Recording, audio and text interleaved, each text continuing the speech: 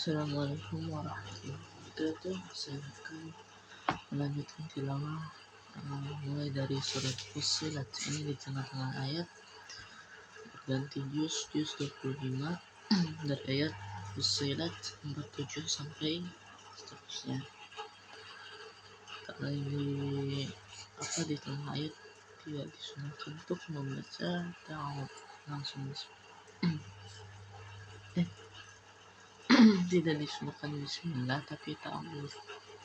أعوذ بالله من الشيطان الرجيم إليه يرد علم الساعة وما تخرج من ثمرات من أكمامها وما تحمل من أنثى ولا تضع إلا بعلمه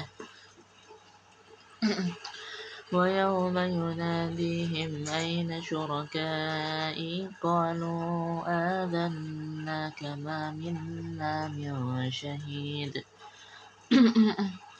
وضل عنهم ما كانوا يدعون من قبل وظنوا ما لهم من محيص لا يسأم الإنسان من دعاء الخير وإن مسه الشر فيئوس قنوط ولئن أذقناه رحمة منا من بعد ضراء مسته ليقولن هذا لي وما أظن الساعة قائمة ولئن رجعت إلى ربي إن لي عنده للحسنى فلننبئن الذين كفروا بما عملوا ولنذيقنهم من عذاب غليظ وإذا أنعمنا على الإنسان أعرض ونأى بجانبه وإذا مسه الشر فذو دعاء عريض قل أرأيتم إن كان من عند الله ثم كفرتم به من أضل ممن هو في شقاق بعيد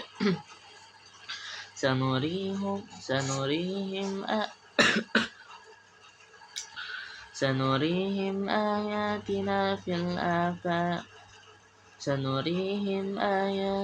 في الآفاق وفي أنفسهم حتى يتبين لهم أنه الحق أولم يكف بربك أنه على كل شيء شهيد ألا إنهم في مرية من لقاء ربهم ألا إنه بكل شيء محيط.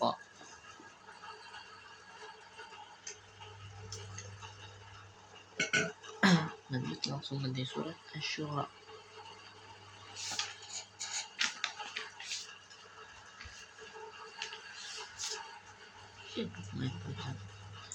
Bismillahirrahmanirrahim. Hamim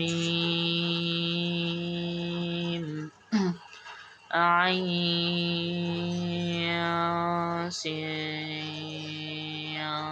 Qaf كذلك يوحي إليك وإلى الذين من قبلك الله العزيز الحكيم له ما في السماوات وما في الأرض وهو العلي العظيم تكاد السماوات يتفطرن من فوقهن والملائكة يسبحون بحمد ربهم ويستغفرون لمن في الأرض ألا إن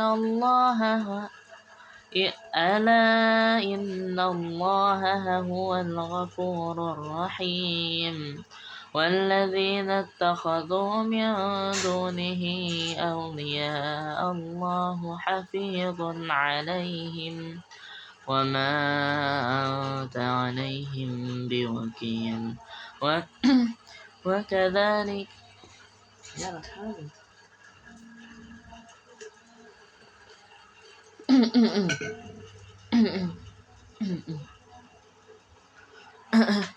وكذلك أوحينا إليك قرآنا عربيا لتنذر القرى ومن حولها وتنذر يوم الجمع لا ريب فيه فريق في الجنة وفريق في السعير ولو شاء الله لجعلهم أمة واحدة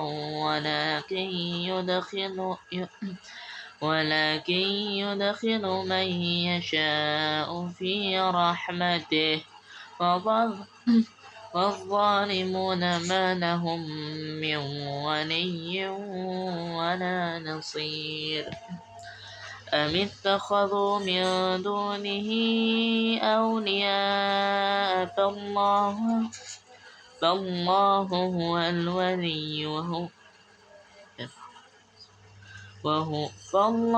هو الولي وهو يحيي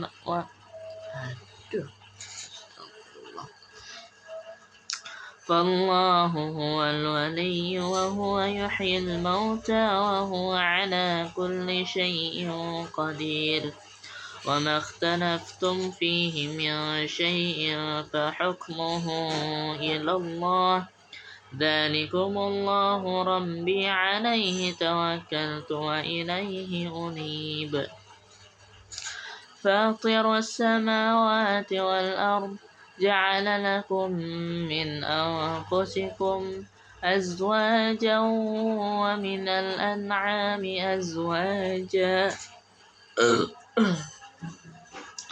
يذرأكم فيه ليس كمثله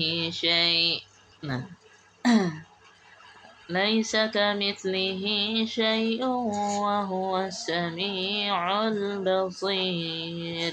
Nah, kan ketemu ayat yang kemarin kita bahas, laisa kamitslihi syai'un was-sami'ul 'alim. Tidak ada sesuatu pun makhluk yang menyerupai dia. Dia itu masih Allah. Lanjut. Lahu maqalidus samawati wal ard yabsutur rizqa liman yasha'u wa yaqdir innahu bikulli syai'in 'alim. شرع لكم من الدين ما وصى به نوحا والذي أوحينا إليك وما وصينا به إبراهيم وموسى وعيسى أن أقيموا الدين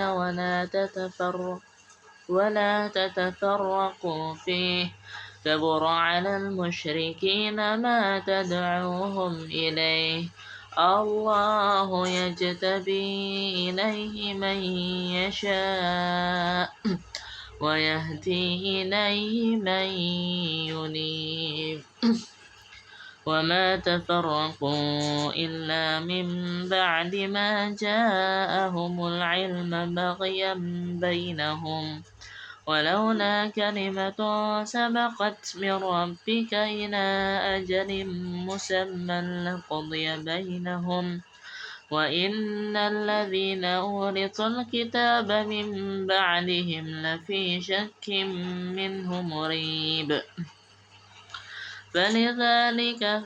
فلذلك فادع واستقم كما أمرت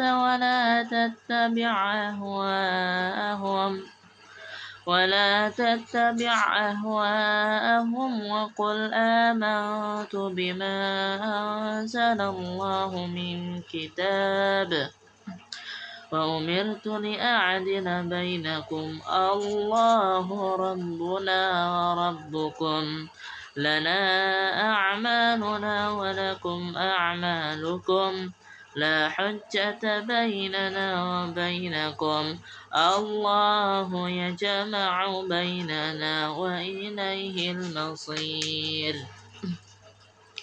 والذين يحاجون في الله من بعد ما استجيب له حجتهم داحضة عند ربهم وعليهم غضب ولهم عذاب شديد الله الذي أنزل الكتاب بالحق والميزان وما يدريك لعل الساعة قريب يستعجل بها الذين لا يؤمنون بها والذين آمنوا مشفقون منها ويعلمون أنها الحق ألا إن الذين يمارون في الساعة لفي ضلال بعيد الله لطيف بعباده يرزق من يشاء وهو القوي العزيز من كان يريد حرث الآخرة نزد له في حرثه ومن كان يريد حرث الدنيا نؤته منها وما لهم في الآخرة من نصيب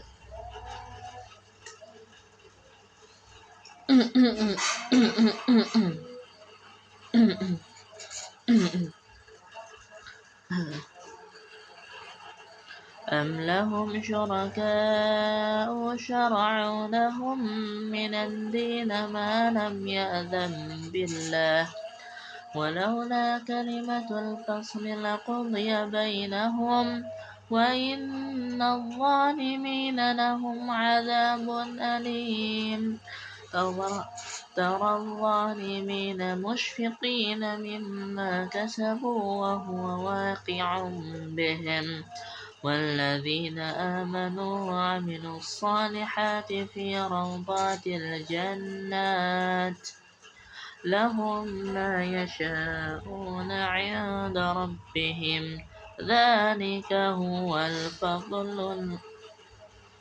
ذلك هو الفضل الكبير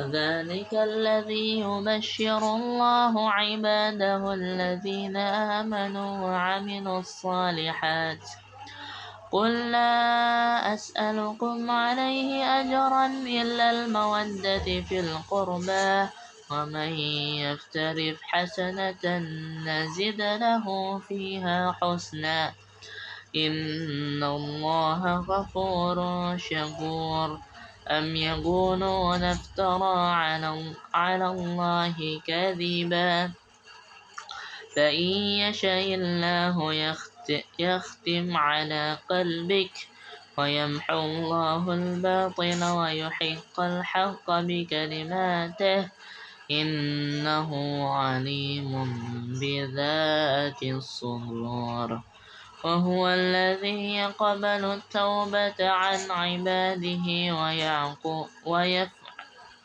ويعفون عن السيئات ويعلم ما تفعلون ويستجيب الذين آمنوا وعملوا الصالحات ويزيدهم من فضله والكافرين لهم عذاب شديد ولو بسط الله الرزق لعباده لبغوا في الأرض ولكن ينزل بقدر ما يشاء إنه بعباده خبير بصير وهو الذي ينزل الغيث من بعد ما قنطوا وينشر رحمته وهو الولي الحميد. ومن آياته خلق السماوات والأرض وما بث فيهما من دابة وهو على جمعهم إذا يشاء قدير. وما أصابكم من مصيبة فبما كسبت أيديكم ويعفو عن كثير. وما أنتم بمعجزين في الأرض وما لكم من دون الله من ولي ولا نصير. ومن آياته الجوار في البحر كالأعلام إن يشأ يسكن الريح فيظللن رواكد على ظهره إن في ذلك لآيات لكل صبار شكور. أو يوبقهن بما كسبوا ويعفو عن كثير ويعلم الذين يجادلون في آياتنا ما لهم من محيص. فما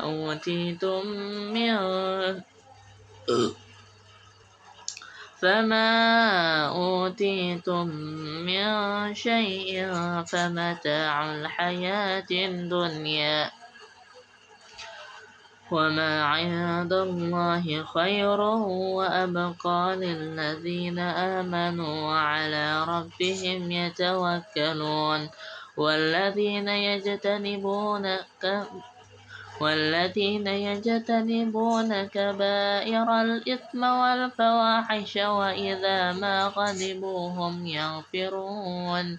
والذين استجابوا لربهم وأقاموا الصلاة وأمرهم شورى بينهم ومما رزقناهم ينفقون.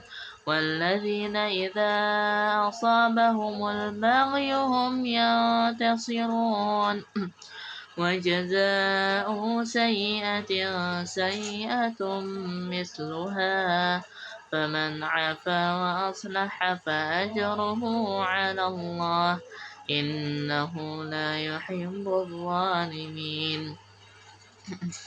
ولمن انتصر بعد ظلمه فأولئك ما عليهم من سبيل إنما السبيل على الذين يظلمون الناس ويبغون في الأرض بغير الحق أولئك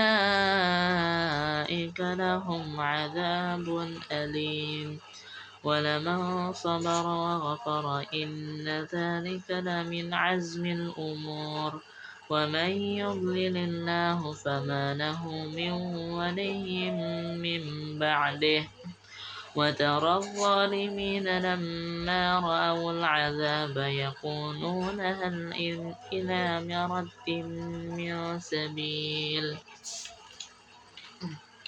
وتراهم يعرضون عليها خاشعين من الذل ينظرون من طرف خفي. وقال الذين آمنوا إن الخاسرين الذين خسروا أنفسهم وأهليهم يوم القيامة ألا إن الظالمين في عذاب مقيم. وما كان لهم من أولياء ينصرونهم من دون الله ومن يضلل الله فما له من سبيل. استجيبوا لربكم من قبل أن يأتي يوم لا مرد له من الله ما لكم من ملجأ يومئذ وما لكم من نكير. فإن أعرضوا فما أرسلناك عليهم حفيظا إن عليك إلا البلاغ. وإنا إذا أذقنا الإنسان منا رحمة فرح بها وإن تصبهم سيئة بما قدمت أيديهم فإن الإنسان كفور. lillahi mulku samawati wal ard yakhluqu ma yasha' يهب لمن يشاء إناثا ويهب لمن يشاء الذكور أو يزوجهم ذكرانا وإناثا ويجعل من يشاء عقيما إنه عليم قدير وما كان لبشر أن يكلمه الله إلا وحيا أو من وراء حجاب أو يرسل رسولا فيوحي بإذنه ما يشاء إنه علي حكيم وكذلك أوحينا إليك روحا من أمرنا ما كنت تدري ما الكتاب ولا الإيمان ولكن جعلناه نورا نهدي به من نشاء من عبادنا وإنك لتهدي إلى صراط مستقيم صراط الله الذي له ما في السماوات وما في الأرض ألا إلى الله تصير الأمور صدق الله العظيم وصدق رسوله الكريم. Bagi berapa kan ya? 4 jam.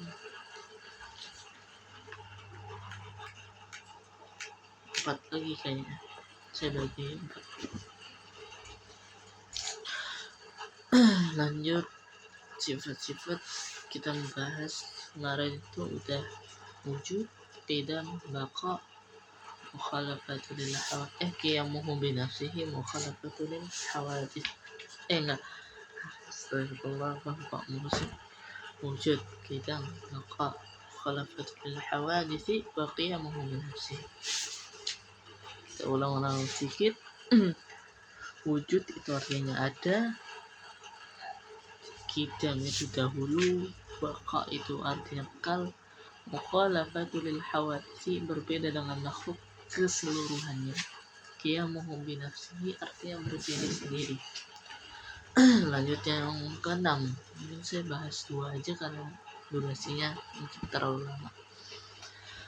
Al-wahdaniyah artinya tunggal, esa, wahid, yang harus kita yakini bahwa Allah Subhanahu wa ta'ala itu satu yang tidak berbilang.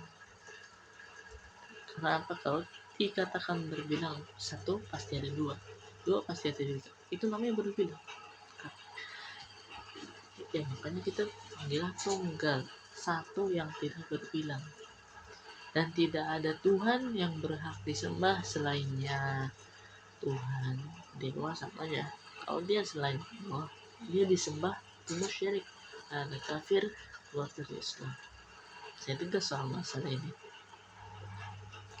Allah Subhanahu wa ta'ala Maha Tunggal dalam zat, sifat, dan perbuatannya, sebagai mana firman-Nya, Bismillahirrahmanirrahim, Qul innama yuha ilayya annama ilahukum ilahu wahid fahal antum muslimun.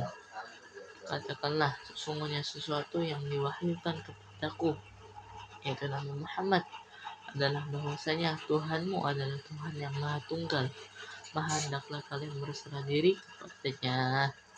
Al-Anbiya surat ke-21 ayat ke-108. Maha Tunggalan Allah Subhanahu wa ta'ala. Pertama, zat Allah Subhanahu wa ta'ala itu satu, yang artinya tidak terdiri dari unsur-unsur. Kalau saya ambil contoh dari kaum Nasrani itu banyak Tuhan unsur, ada 3 apa yang saya sering dengar, Tuhan Bapa, Tuhan Yesus, dan Roh Kudus. Itu banyak unsur ya, terus yang mana Tuhan yang asli, kan bingung. Terus lanjut, uh, tidak ada tidak ada Tuhan yang berhak disembah selain Allah yang sepertinya. Makanya dibuat sifat 20 ini adalah selain tujuannya untuk memperkuat kita di tengah masa-masa seperti ini, yaitu sebagai alat pembanding. Allah sudah pasti sesuai dengan sifat 20 itu. Jadi seperti alat banding, kalau dia memenuhi kriteria sifat 20 mulai dari wujud sampai sifat ma'nawiyah, maka ia layak disebut sebagai Tuhan. Namun sudah banyak membuktikan tidak ada Tuhan yang benar-benar seperti memenuhi sepenuhnya sifat 20 ini. Hanya Allah Subhanahu wa taala. Itulah cerdasnya para ulama-ulama kita dahulu rahimahullah taala wa hafizahullah. Allah Subhanahu wa taala Maha Tunggal dalam sifatnya. Tidak ada apapun dan siapapun yang mempunyai sifat seperti sifat Allah, sedikit apalagi banyak. Setiap sifat dari Allah itu tidak berbilang. Misalnya sifat qudrah ada satu, enggak sifat qudrah tidak bisa dibilangkan sifat qudrah itu satu. Sifat Allah ada tidak berbilang. Allah itu Maha Tunggal dalam perbuatannya, artinya tidak ada apapun dan siapapun selain Allah yang mempunyai perbuatan seperti Allah. Adakah makhluk yang mampu menciptakan semua ini? Jelas tidak. Mampu menciptakan hewan, tumbuhan, alam semesta? Tidak mungkin. Kembalikan dari sifat tadi, wahdaniyah ada ta'addud, at-ta'addud. Ada nanti di pelajaran.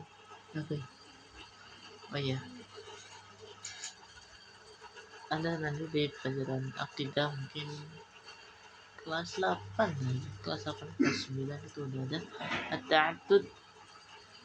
Ini termasuk sifat mustahil 20, artinya berbilang. Mustahil Allah itu berbilang, sebagaimana firman-Nya, "Lau kana fihima alihatun illa lau kana fihima alihatun illallahu lafasadata fasubhanallahi rabbil 'arsy 'amma yasifun." Sekiranya di langit dan di bumi ada Tuhan-Tuhan selain Allah, niscaya keduanya akan hancur. Apa yang hancur? Langit dan bumi. Maha suci Allah yang menguasai arsy dari apa yang mereka tuduhkan dari sifat-sifat yang tak pantas Allah, sifat mustahil 20 tadi. Surat Al-Anbiya 21 surat ke-21 ayat ke-22. Mungkin satu sifat lagi. Qudrah artinya yang kuasa. Yang harus kita yakini bahwa Allah Subhanahu wa taala itu Maha Kuasa dengan kekuasaan yang tidak terbatas. Kekuasaan yang tidak terbatas dan tidak berbilang. Kekuasaan Allah Subhanahu wa taala meliputi segala sesuatu, langit, bumi, alam semesta, dan segala sesuatu yang diciptakan Allah pasti di bawah Allah.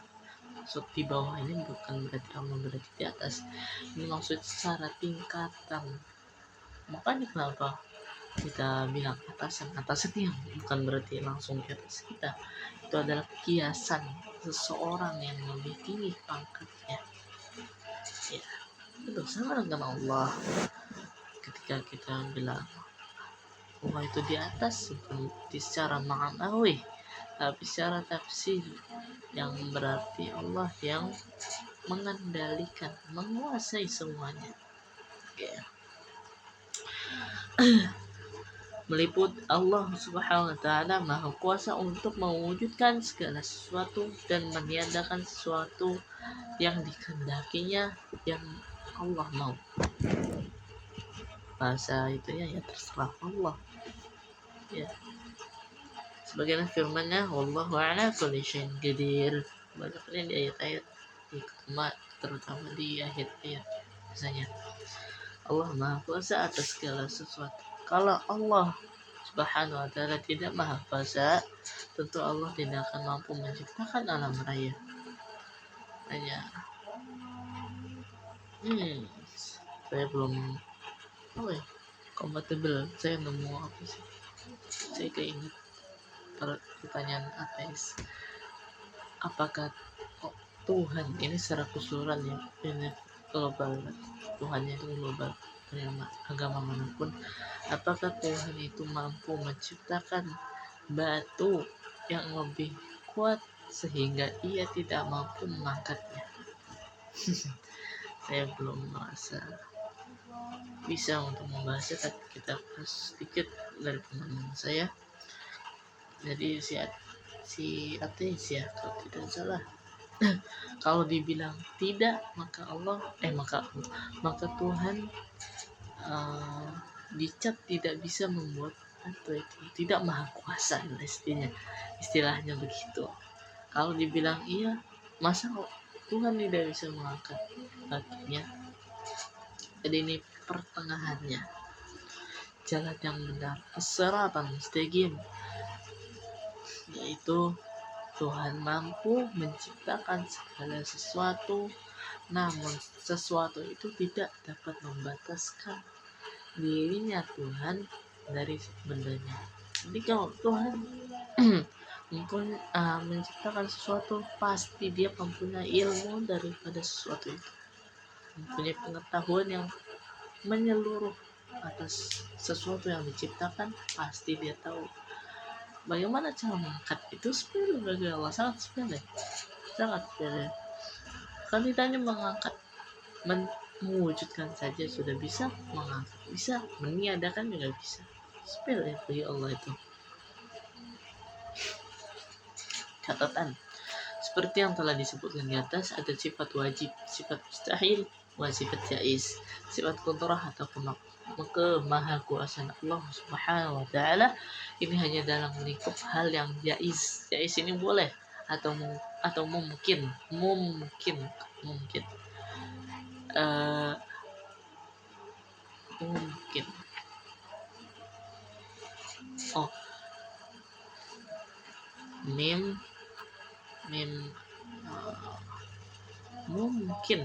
Mungkin, bukan mungkin. Artinya sesuatu yang boleh ada dan boleh tiada. Mungkin. Kaf sama nun. Mungkin. Boleh. Saya ulangi lagi. Dalam hal lingkup yang jaiz atau mungkin, artinya sesuatu yang boleh ada dan boleh tiada, boleh terjadi dan boleh tidak terjadi. Selagi sesuatu tersebut adalah sesuatu yang wajib adanya, maka qudrah Allah Subhanahu wa Ta'ala tidak ada wajib dan tidak ada hubungannya dengan hal tersebut, karena sesuatu tersebut sudah wajib adanya tanpa ada yang mengadakan, seperti wujudnya Allah Subhanahu wa Ta'ala. Begitu juga jika sesuatu tersebut adalah sesuatu yang mustahil adanya, seperti tadi saya sebutkan dari pertanyaan tes kalau salah ya, maka qudrah Allah Subhanahu wa Ta'ala, kemahakuasaan Allah Subhanahu wa Ta'ala tidak ada hubungannya dengan hal yang mustahil seperti itu. Seperti adanya Tuhan selain Allah adalah hal yang mustahil karena akal tidak dapat menerimanya. Jadi aneh kalau orang bertanya apakah Tuhan bisa menciptakan Tuhan selainnya. Seperti bertanya apakah pencipta bisa menciptakan apakah pencipta bisa menciptakan pencipta? Kan ini nggak logis, sangat nggak logis.